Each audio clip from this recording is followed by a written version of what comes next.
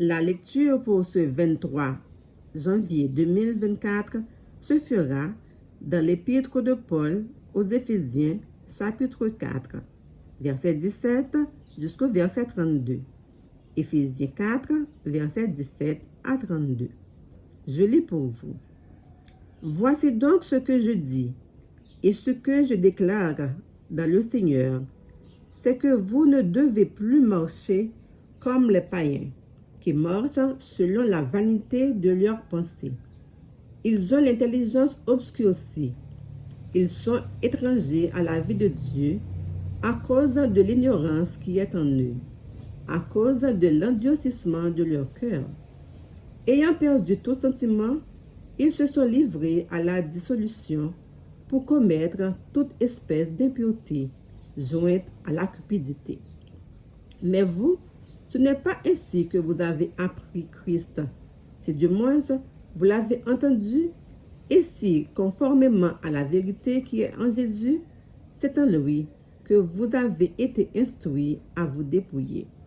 Eu égard à votre vie passée, du vieil homme qui se corrompt par les convoitises trompeuses, à être renouvelé dans l'esprit de votre intelligence, et à revêtir l'homme nouveau, créé selon Dieu dans une justice et une sainteté que produit la vérité. C'est pourquoi renoncez au mensonge et que chacun de vous parle selon la vérité à son prochain, car nous sommes membres les uns des autres.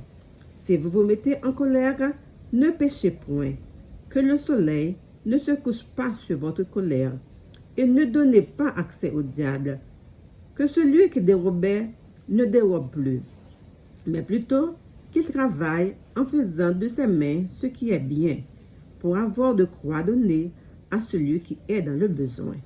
Qu'il ne sorte de votre bouche aucune parole mauvaise, mais s'il y a lieu, quelques bonnes paroles qui servent à l'édification et communiquent une grâce à ceux qui l'entendent.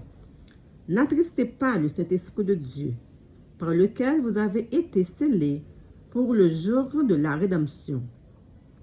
Que toute amertume, toute animosité, toute colère, toute clameur, toute calomnie et toute espèce de méchanceté disparaissent du milieu de vous. Soyez bons les uns envers les autres, compatissants, vous pardonnant réciproquement, comme Dieu vous a pardonné en Christ. Parole du Seigneur. Amen.